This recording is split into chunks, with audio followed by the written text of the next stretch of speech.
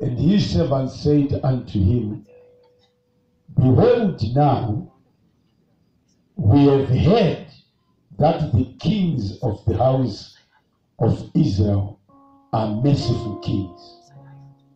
Let us, I pray thee, put sackcloth on our loins and robes upon our heads, and go out to the kings of Israel.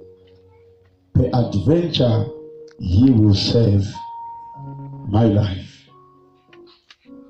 And he said unto his servants, Behold, now we have heard that the kings of the house of Israel are merciful kings. We may take our seats.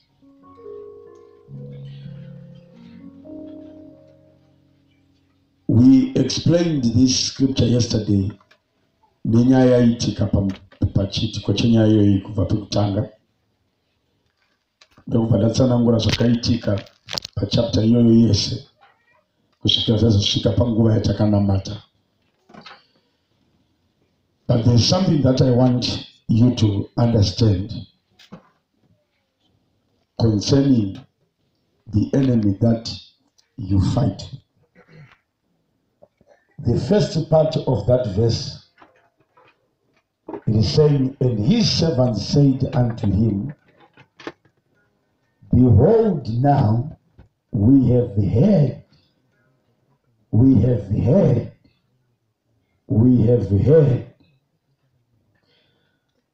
That means Ben-Hadad, one of the things that he did before he waged the war against Israel was consultation. He had information about his enemy before they get into a battle. He understood his opponent before they begin to fight. He researched about Israel before they begin to fight. Vasati vatanga kukandirana mapfumo nemiseve, Ben-Hadad ari kuratidza kunge akanotsvaka information pamusoro paIsrael asati atanga kurwa naIsrael. Atova nereputation already about his enemy before he began to fight that enemy. He went for a research first, and he understood the character of the enemy he was about to fight. And he is going to the battle after enough consultation. He has understood Israel before the war, and he understood Israel during the war, and he even understood Israel's behavior after the war. Ukaverenga chapter kumusoro kwayo, parwiwa the first battle Israel ndokubva yawina. Unonzwa Ben-Hadad achiti ngatidzokerei kuhondo zvekare. But this time, ngatiregedzei kunorwira kumakomo. Tiende kunorwira on a flat ground. Because we have heard also that the God of the Israelites is a God of the mountains. I think you can look for that verse for me. We have heard that the God of Israel is the God of the mountains. So this time, let us change the strategy of the battle and let us go on a level ground. We will defeat them. Their research did not end on the behavior of Israel. It also went to study their God.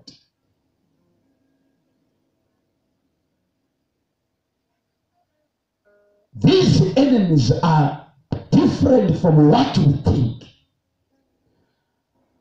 Because before they begin to attack you, they will study your God, this behavior also. What are the strengths of the church where he's going to? And what are the weaknesses of that church? What is it that church can do? What is it that church cannot do? Before we begin to fight them.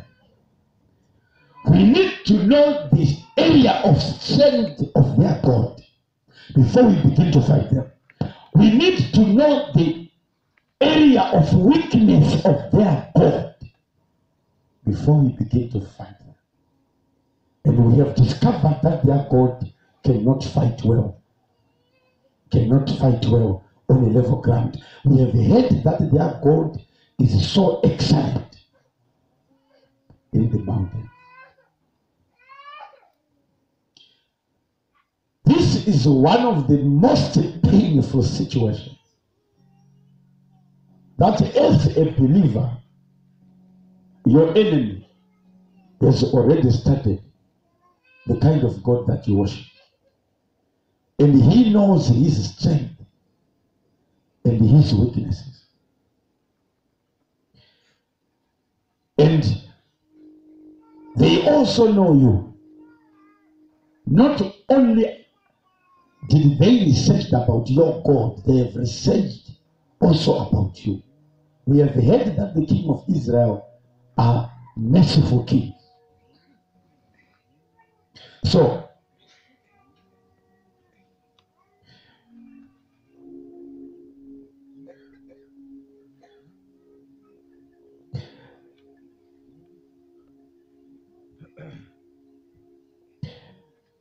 verse 28. And there came a man of God and spake unto the king of Israel and said, Thus saith the Lord, because the Syrians have said, the Lord is the God of the hills, but he is not God of the valleys. Vari kugara pasi vasati vatanga kunorwana Israel ndokutanga kurisecha Mwari waIsrael wacho. Zvikanzi the God of Israel is a God of the hills. He is not a God of the valleys. Every ministry that we can talk about here on the earth, the enemies, they know the strength and the weakness of every ministry. They know. That's why you see, chero Satan akazviziva kuti unotoda deliverance mulife yako, anokuendesa kuchechi kusingadzimwe mweya watsvina. Uchitonamata, uchitori kuchechi zvaunonzwa kuti uri kunamata, but anokupa chechi isiri. Because we have heard that their God is the God of the hills. But he is not God of the valleys.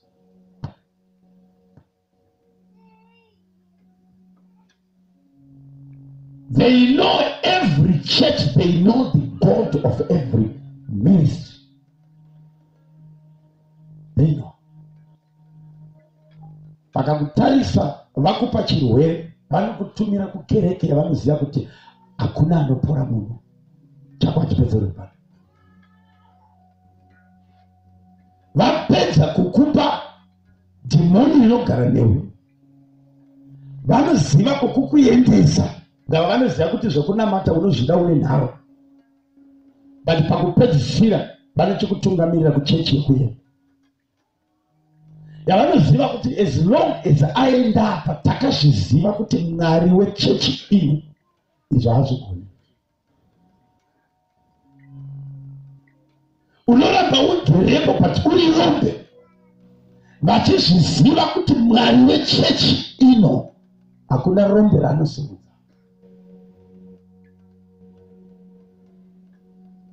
Tinozviziva kuti Mwari waIsraeri haazi Mwari wekumakomo. Hanzi ndiMwari wekumakomo, haasi Mwari wekumakoronga.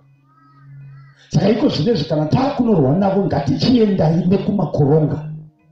Let us attack them to the area of weakness of their God. Because we know if we go to the hills, we can't stand their God. But we have studied and understood that if we go through the valleys, their God cannot stand. Such kind of a research is not a research from a carnal person. Never. Because they can't study a kind of a God. If they are carnal people, these are spiritual people.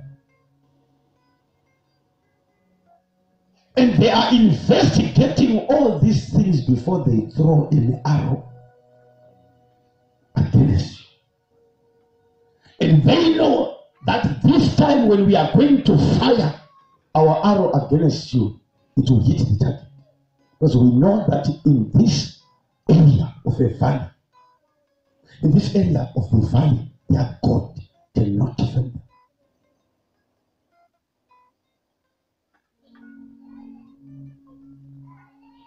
They are taking their time to research. That is why you discover every place where you go, even as a church, you have to ask for the help of the Holy Spirit.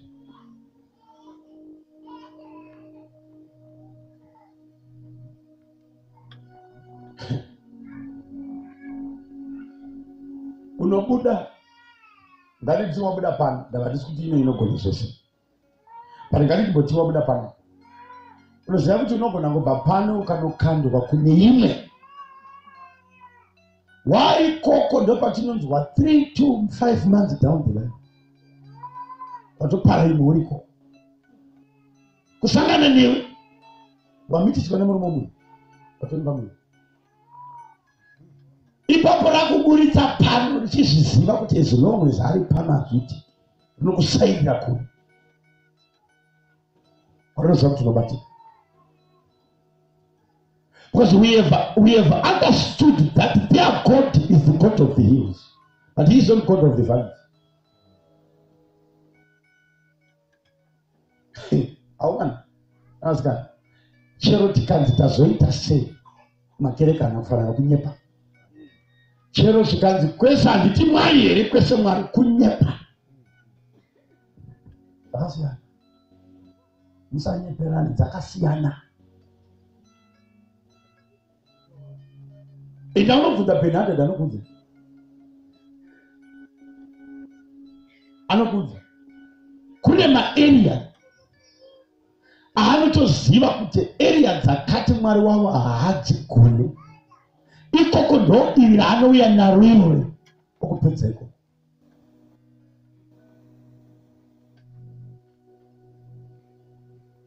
The devil took time, the witches take their time to study every ministry. And they know the strength and the weakness of every ministry. They know it. Anyway, when they are attacking people in those ministries, they know the kind of weapon to fight. They don't just throw every weapon. They know that when we go to the valleys of that, ministry, they can't stay there. And if every ministry has got a valley, which the enemy has understood, there is a valley in every ministry, and the enemy has understood. And they know that when we are coming against you, we don't go via the hills because we can't stand you, but we go via the valleys of that ministry, and we stand there. That is why you see one of the most important things that God has done for us that we take light. God has made sure that there are 9 spiritual gifts of the Holy Ghost, and he wants all these gifts to operate at every place. Because he knows that the absence of a certain gift becomes a valley. The absence of that gift becomes a valley. When the enemy wants to attack people that are there, he comes through that valley. What they cannot do, what they cannot stand, that's where he comes to attack you from. And after they have started this, they also have detail of we have understood that this person is a merciful. Verse 1. We have understood that we have heard that the kings of Israel are merciful kings. Zvokudza kuti pavakapedza hondo iyi vambopedza kubata Israeri rafu, vanodzokera vachinopfugama. Imagine muvengi wako wapedza kumuziva kuti ndiye akuitisa rombe, ndiye akushayisa mari, wozviziva kuti ndiye, iye achizviziva kuti wakandiziva, anouya kwauri futi achinzwisa tsitsi achitabatsirwa newe. Ndavakanzwa kuti unotsitsi. They have heard that you are so merciful. That means that even your enemy understands you. Vanozviziva kuti hauna mati, vanozviziva kuti hautsanya, vanozviziva kuti haupi. Pavari kukuita zvese zvavari kuita, vari kutoziva your areas of weakness, kuti une tsitsi, hauna mati. Vanozviziva kuti haupe, hautsanya, vanozviziva. Saka pavari kuuya kuzoataka, vakatopedza newe kare. Unonyemba, uri tsotsi, unoba zvese unoita, vanozviziva. Vanozviziva. And when you see them coming to attack you, don't take them as fools. They have studied your God and they have studied you. So they are not coming to attack anyhow. They are coming to attack as an informed fighter. That means now, when you take for granted the issue of knowledge, spiritual knowledge, you are destroying yourself. Because your enemy is not only learning how to fight, your enemy is studying their enemy. Your enemy is also studying you, their enemy. They are not only training for battles, no, they are even seeking for knowledge to study their opponents.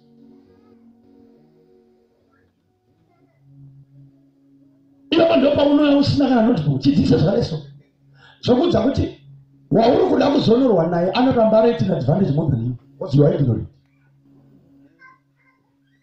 Spiritual warfare is not for ignorant people. Listen to me very carefully. No. Hakuna hondo inoriwa nemadofu.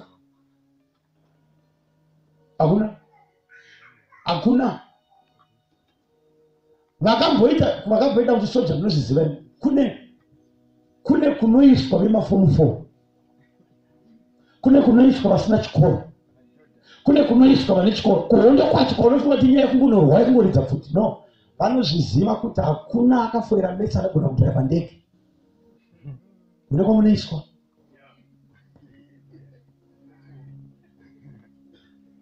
Vanozviziva kuti there are special battles which needs data here. That is the same situation with spiritual warfare. There are special battles kusingadiwe maschool dropouts. Kodiwa wane data uku.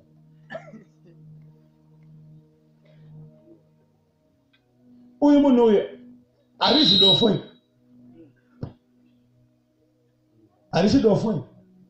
Imagine kuti vari kunorwa hondo vakatodzidza kuti Ahabhu akamira sei.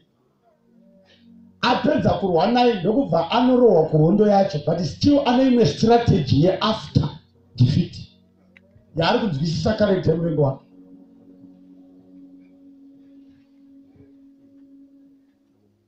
Ndava tapedza kuita mafire prayer esa mwedzi uno ndozviziva nekuregedza, but vakamirira sitini. Anozviziva. Ndavanoziva kuti vakatanga ma-midnight prayer avo hazviende kure, chinombozorora achaneta. Zvese izvi zvinoitika vachiona and they have understood.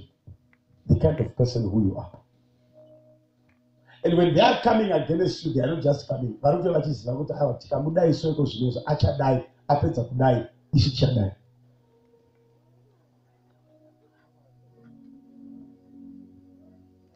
Mubvunzo wandinawo kwauriko zvinezvi ndewokuti unoda kuzivikanwa semunhu akaita sei muvengi wako. Because reputation iyoyo inokukoshera ende unotoigadzira ndiwe nekuda kwemaitiro ako.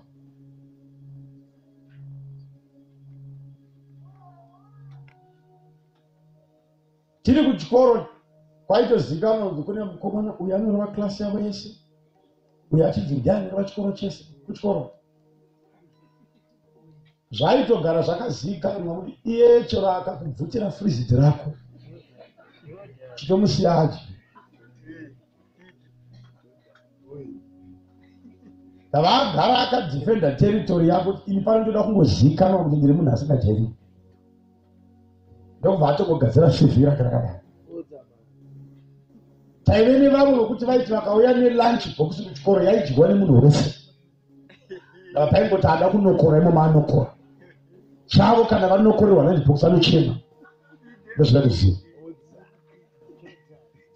Saka vaitozivikanwa ndoranga vatava nemukomana ina ave neimwe tsotsi mhanyisa soka kane katop kanenge ka body top ikamukasikira izvo kaive kake. But takaita dzinenge 2-3 years makore mukomana wataisa kuti aimhanya muklasi kuti aisiya vese ndiye aipfeka ka uniform ka. Takatozozviziva makore afamba kuti haizi yake ndiye kama kamukomana kataidzana kakapusa. Saka yakangoonekwa kainayo chirudzirwa kakonzi ndipe. Kufamba makore chifunga kuti mukomana uyu kumhanya kwake akarongeka izvo aisiya. Yani uyu asingamhanyi but nekuti anga akapusa.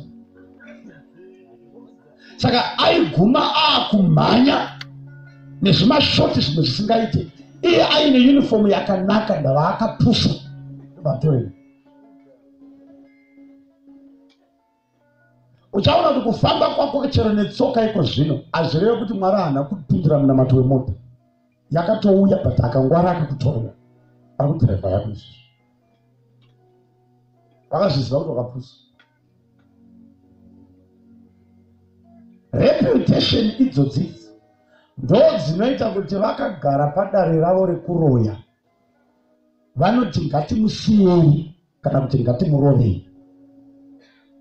Ndava vese vakabvokurova vanoziva kuti haudzosei.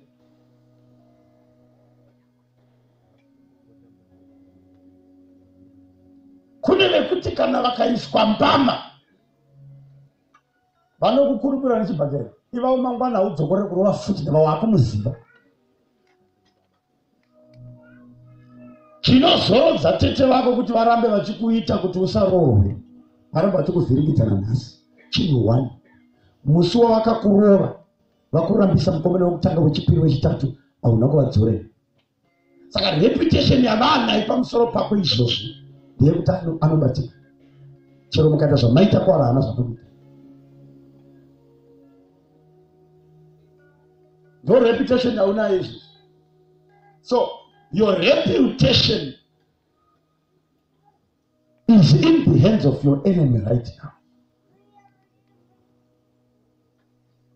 Unoziva kuti vakomana vaidzi vanova chikoro chesa takasvika palevel yekuti kwairi chero pakauya nyukana pachikoro yaigara yatoudzwa kunze panapa anotonga ndiwe. Rimwe gore ndovanga zvakazongoda mukomana chachabva kumusha chakadza chairova zvibhakira kumombe chakati chauya ameno zvatakangonoitwa vanhu ndokutanga kutaura yanorovesa ndokubva changouya nehasha dzekumusha ndokutomira ipapo zvikanzotorova. Fight haina kuiti ndava panzi tinorovana vavaingoti tinorova vayana vaone kushinga kwevakura. Ndoko vakafunga kaviri vakati CV rangu ringatodzika ndarova ndiko nyaya chambaipera. Vakatobva ipapo vakutonza ningi anenge anorova ningi. Ipapo iwo uripo uri kunzwa nyaya yacho hauramborwa naye. Akati munhu anorova iwo hauna kurwa naye. Reputation yako mumaoko emuvengi wako inogona kukuwanisa rugare kana kukushatisa rugare. Ndikudzika zvakanaka. Ben-Hadad is busy studying me right now. But mubvunzo wandinawo ndokuti manotsi ari kunyorwa naBen-Hadad pamusoro pako anoita kuti uwane rugare. Ndava ari kuona kwauri kuswera, ari kuona zvauri kuita, anoona musikanzwa yese, anoona kugona kwako kwese. But zvese izvi akazviita sum up, mupfungwa dzake Ben-Hadad anokupa rugare here apedza kunyora pamusoro pako.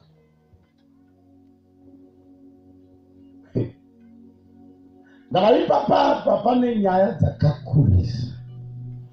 Apedza kustarta chechi yaunopinda, oziva zvisingagonekwe naMwari weipapo, anonostarta irofu.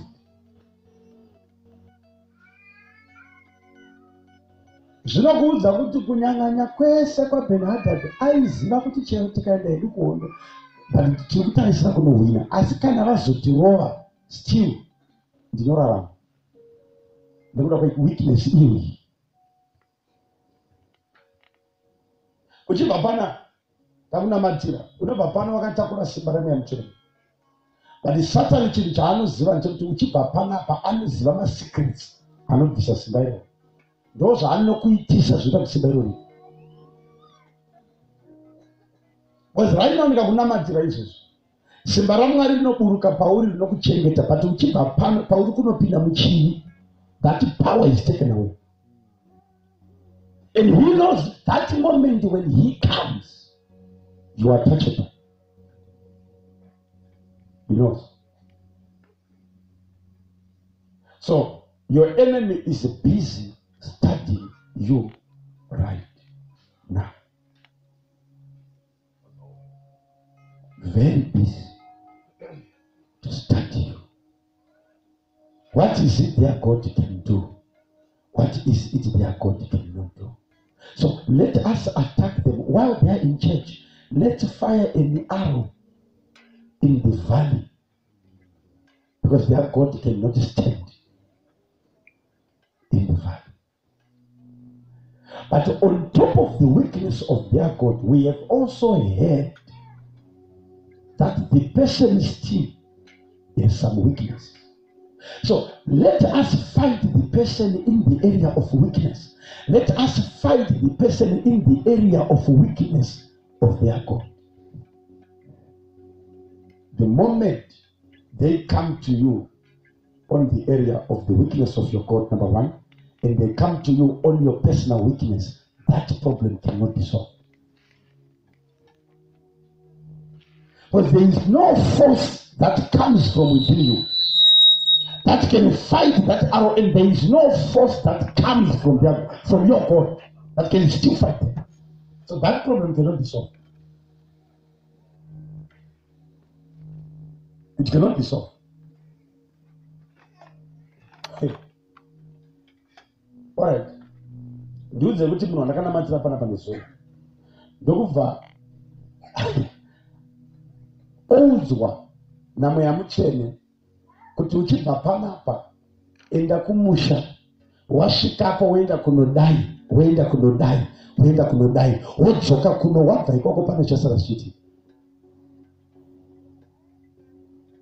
fata havasvitse munhu baba patikaona.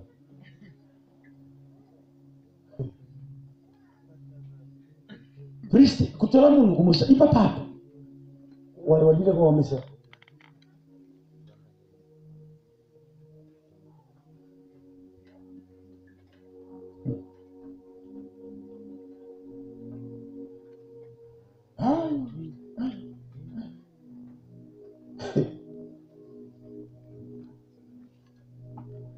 Kune zvinhu zvokuti muvengi wako izvozvo akakutarisa shungu dzake dziri kudai abuda chechi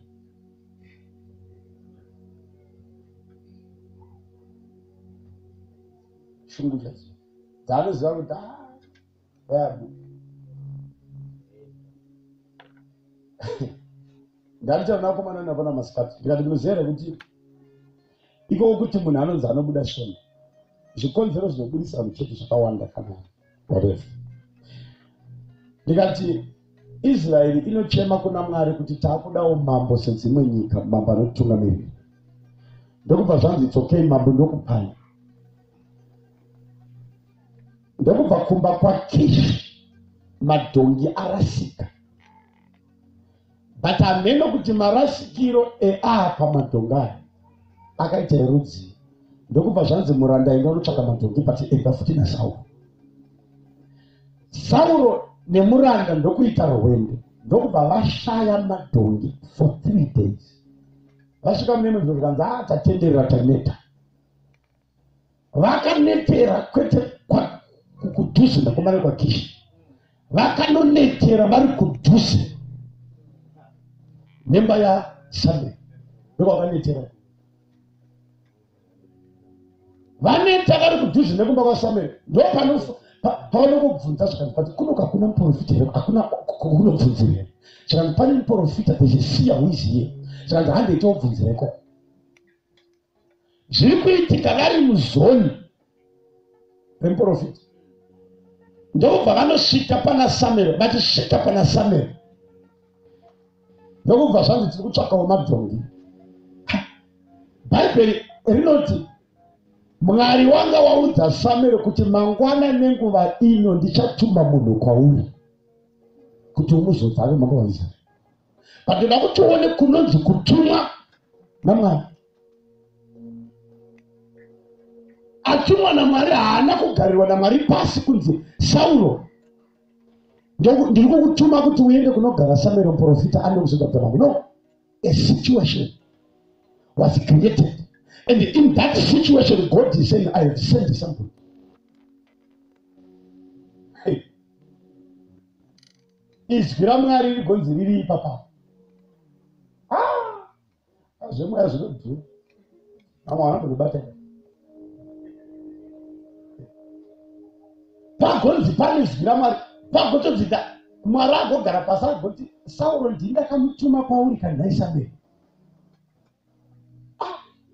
Noma tumira munita munwa.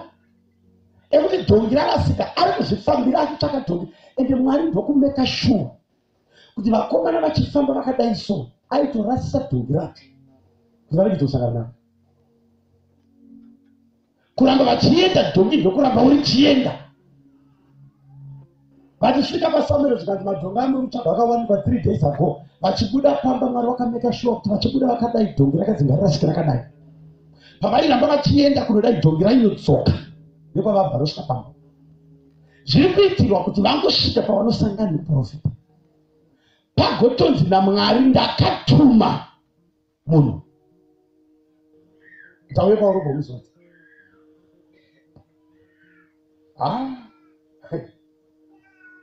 Kurasika kwemadhongi izwi raMwari.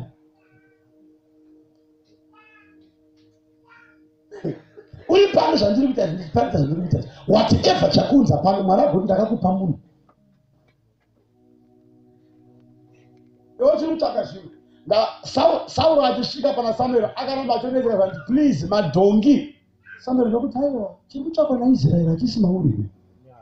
Ndava kutorangarira kuti Mwari akandiudza kuti nguva inoyi pane munhu wandichatuma.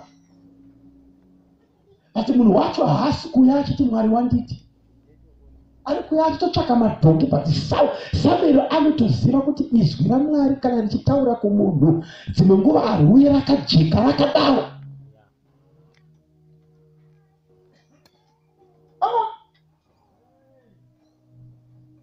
Ndoya pano ndokuprofita kuti ndaona baba mazonzi mabuda chechi.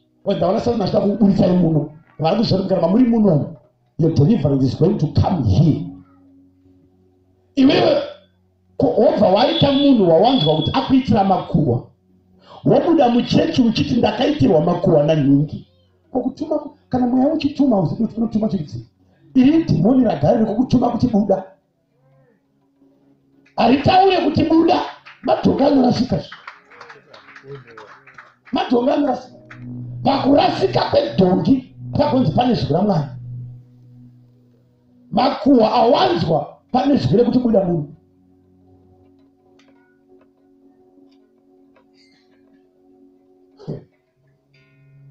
ma-ideas mazhinji anofungwa nevanhu.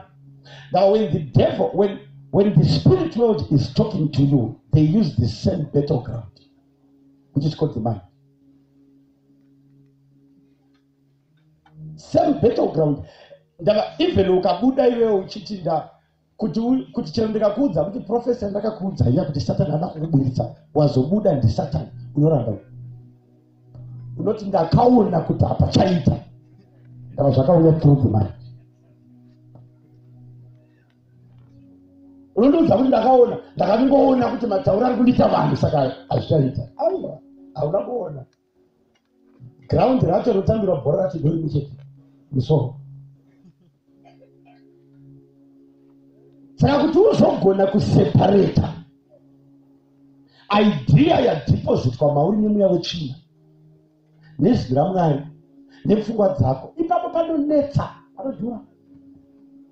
panodhura. Alright, vangani panapa vakamboita mainvestment avakanyura. Let's be honest, une pavakamboinvesta mari pati wakanyura. Let's be honest, isati makwei pasi. Listen to me. Handifunge kuti pawakaita investment waida kunyura. Pawakaita investment yako waitarisira profit. But wafunga idea yawakafunga yakanonyudzisa mari yako. Zvokuridza kuti idea iyoyo hazi Mwari akakupa. Ndava tikazokunamatira unogona kunzwa dhimoni rako tokuda chiti tisu takamuti ape munhu yemari ndavataziva kuti hamupi. But pawakamupa wakaona ukafunga ukaanalyza ndokuiendesa rii. Zvese izvi kunonyura kwauri kuita zviri kubuda mumusoro wauinawo. Beto yacho haisi kumbobva kune kwaunofunga iyo musoro wauinawo. Ndozvakachona kuti panapa chiro panogona kuparidzwa pagonzi chegumi chakanakira chakati wakagara mubhenjini unonzwa kuti ari kutaura ndiMwari ari kutaura inini chaiyo, ugosumudza ruoko kuti ndatendeuka nhasi. Mauri kutendeukira zoni rino iri tinenge takavhara izwi raSatani. Atmosphere iri muno, we have blocked the voice of the devil. So when you are here and I'm preaching like this, you are actually hearing God speaking to you. But at the moment you leave this place and go outside the fence, the devil was waiting for you there. And you begin to have more thoughts. You begin to analyze your budget. You begin to look at your responsibilities until you cancel to pay time, until you cancel to pay that pledge. But when you were right in church, you were saying, no matter what I will pay it, God will see me through. Because the voice of the devil was blocked because of the environment where you were. Move outside there, the devil now has access against you. And you begin to speak to you. And kuti uzozvifunga kuti ndiSatani ataura neni, unoti chero ari munhu wakatarisa mamiriro azvo anoti kudii panyaya dzakadai.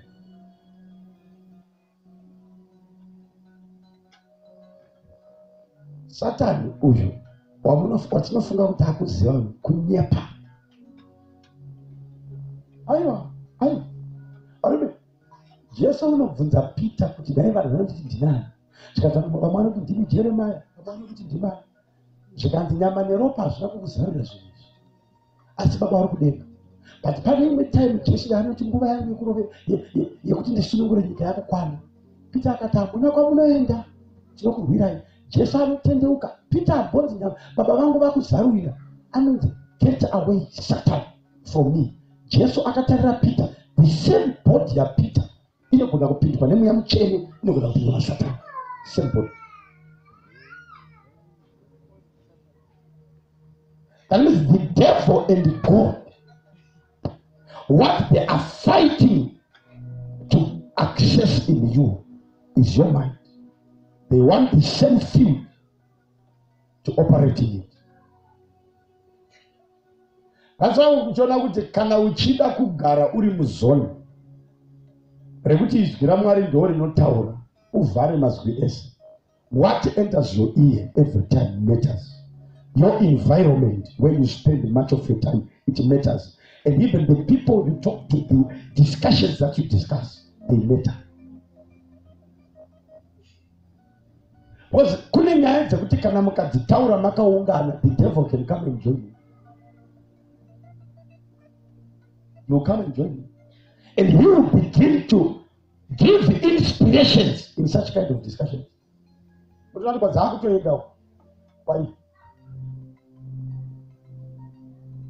Kune vanhu vekuti kana ukagara vachitaura so wega unonzwa kuti uchabhururuka vachitaura.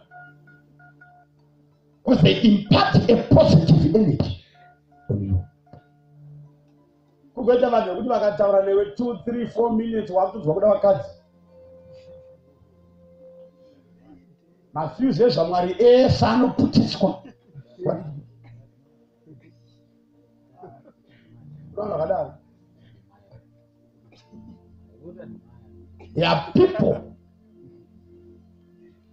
environment where you spend your time in and what you talk about invite a certain spirit. Imagine when the men were going to Emmaus, they were talking about a man who was killed and they had him resurrected. And they were discussing about that story, and the owner of the story joined. Joined.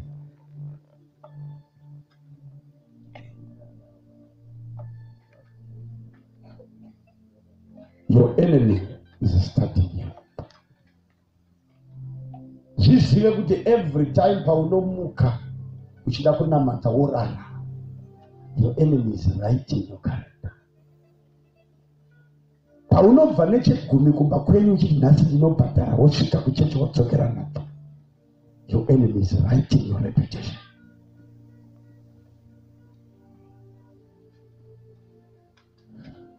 He's writing. So when he is going to attack you, anozviziva kuti Mwari wavagara akataura kuti kana mukabvisa chegumi ndichatuka udyi. Kana akuda kudyara udyi into your life, akuda kuataka upenyu hwako, anouya kusaidhi reudyi ndava anoziva kuti ikoko auko. Anoziva kuti ikoko area iyoyo wagara hauko, saka tikaita kuti udyi hupinde, chinobvisa udyi hwacho haana. Ndava, he is the king of Israel. He is a merciful king. We have heard it. Takazwa chegumi ikoko area iyoyo hako. Saka kana takuda kumataka kuti abatire ngatimuroveni ari yeurombo. Takanzwa kuti chechi yavo hakupori vanorwara, saka ngatimupe chirwere. We have heard that he is the God of the hills and he is not the God of the valleys. So when we want to attack him, we go through the valleys. Because that God we have heard about him, he can't fight wars in the valley. So every church, the enemy has studied it. What are their strengths and their weaknesses? What are the things which they can do and which they cannot do? After the enemy studies your church, he moves from the church, from your God. Read verse 28. He moves from the level of studying your God, and he goes to study that king whom he wants to find.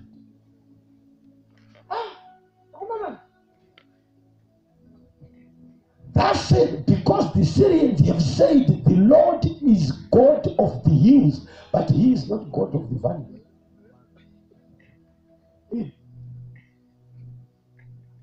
Vakatostada zvinogona pane svondo yawada nezvaisingagoni vakatopedza pastadi vapedza pastadi iyoyi obva vaenda pa31 we have heard that the kings of Israel are merciful kings. Kupera kwemunhu hondo isati yakutanga munhu atopera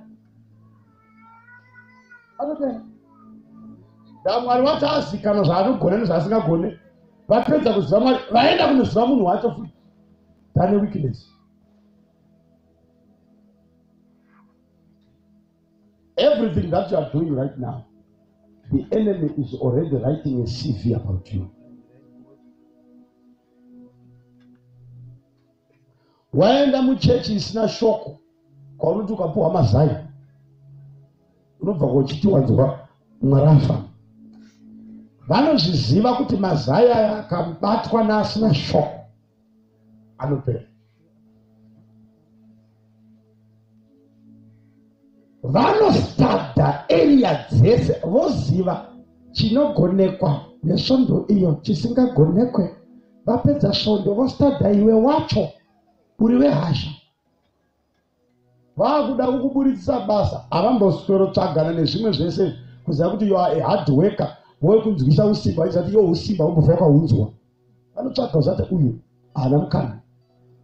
Make sure kuti angaburane na boss vamwe varipo anopotsera shoko rinodzivisa. Ndopa unongotsiurwa kanika diki diki ugonzwa mauri kumuka mhepo dzekumusha ugopindura rafu. Rikotinyorwa bepa ipapo kunzi ngaende kumbari chekete zvakadai panapa.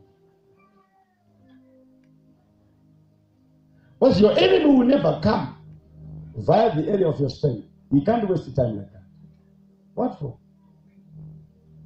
What for?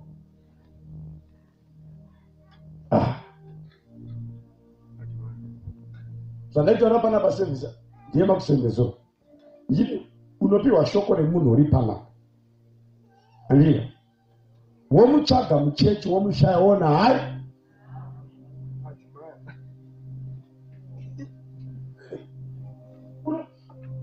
Unotendera ugotsvaga kuti ishora nditi munhu uyu nhasi.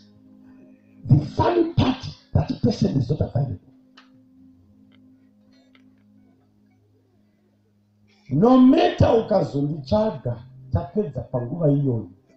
Mutumwa anogadzirisa nyaya yako ndipo paakauya. Iko zvino hasisipo pane ndega. Saka tikachida kuzodii achashanda. And Satan achizviziva kuti zuva ranhasi ndo day rebreakthrough yako. Anokupa chinhu chinokuita kuti uve busy uregedze kuita chechiko. Chero kabvunzwa let me tell you this, I have seen it so many times. Ndine vanhu vatakanamata navo for 1 year. Miracle yakasati aiwana. But there is one day in that 1 year where that person received a miracle. That means if that person was going to choose to miss a service that one day, I'm going to try next 10 years, probably next not so.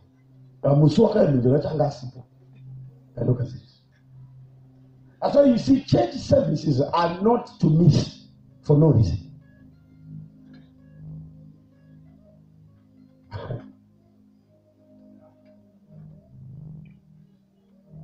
The devil is so clever, more than what you think. He is very wise more than what you think. He is not a disorganized devil like you. You are not going to get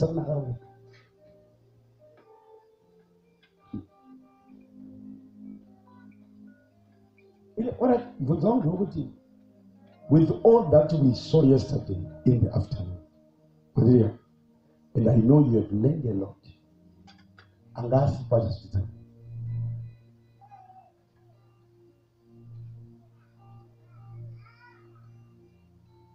Nasi tatopa nechimwe chikamuka. Tinutodi wangasi kote. Utarise level yezvinhu zvaneso. Ena ngambo ndauzwanza. Ndandositangwa yese. Nako ndizongena zvisho. Ndizokwana musoro wako. Magigabytes anosiyana. pamwana ma 1 gig ngozotishoma mumwe rifu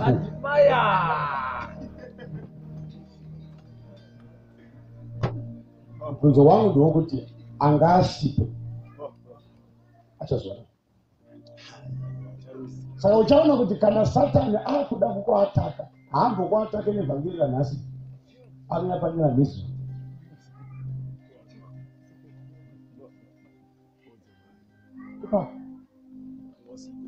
wanga usiku ndikudzika zvakanaka nokami ipa panera nezuva ipa panga usiku apa ndo panouya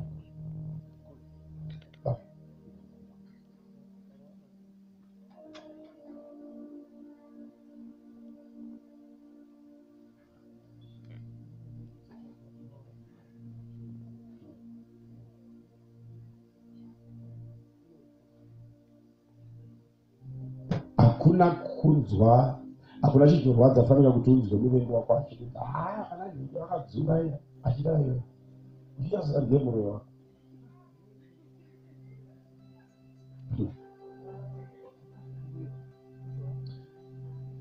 Nezuro, my sister was here yesterday, so I did what I did with her yesterday over the pet.